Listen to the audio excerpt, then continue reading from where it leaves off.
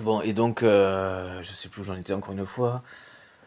Je sais pas si j'avais dit, donc voilà, il y a nos organes de justice, conseil constitutionnel, nos états-majors des armées, donc, hein, qui sont effectivement à mobiliser, à qui il faut demander de manière indiscutable le fait qu'on s'est adressé à eux, les médias français certes, mais des médias au moins européens, hein, ça coûte pas cher de passer un coup de bigot, de savoir s'il y a quelqu'un qui a moyen de demander, quelqu'un connaît, voilà, un coup de bigot, si, mais a priori, il se bouge de même aussi, hein, il y en a quand même, voilà, qui t'envoie un mail au truc, voilà, avec quelques explications, c'est aussi ce qu'on défend, ce qu'on demande, et voilà, on aura peut-être une décision à partir d'un truc de diagnostic psy, bon voilà, c'est pas forcément un truc qui arrive tous les jours, donc bon, ça peut effectivement faire que oui, on regarde surtout la continuité, gilets jaunes, tout ça, voilà, qui est ce regard, donc qui est une sécurité, faut pas décoller, par rapport aux médias qu'on a, c'est voilà, c'est une sécurité. Et donc, enfin, trop de médias que nous avons.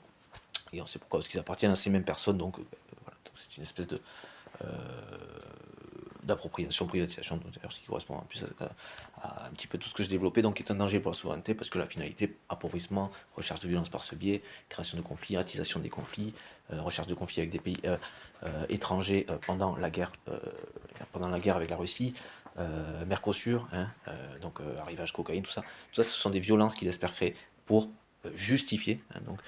l'instauration de l'État policier. Ah, voilà, si vous voyez un petit peu les condés, sont déjà vus sur comment sont surarmés les flics dans les favelas. Voilà, mais ça c'est ce qu'il voudrait ici, c'est le projet. Et donc, et les raisons de pourquoi ils sont surarmés comme ça, mais ça c'est ce qu'il veut ici. Pour instaurer donc ce truc est donc en finalité avec l'armée donc une dictature. Voilà. L'appauvrissement est aussi une manière donc de tous les côtés, ils cherchent à nous défoncer, à nous en de tous les côtés grosso modo. Toutes les manières que je viens d'exposer, économiquement en nous appauvrissant aussi, l'appauvrissement qui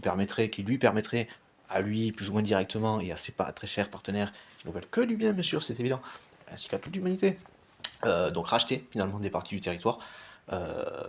puisque du coup la France, voilà, donc racheter en finalité le pays qui ne serait plus un pays, d'ailleurs une démocratie,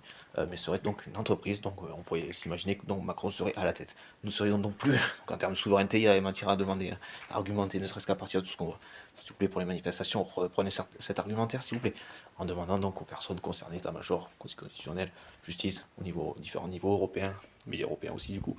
de destituer Macron pour ces raisons-là, puisque du coup, nous serions plus un pays, ni une démocratie du tout, mais une dictature, type une entreprise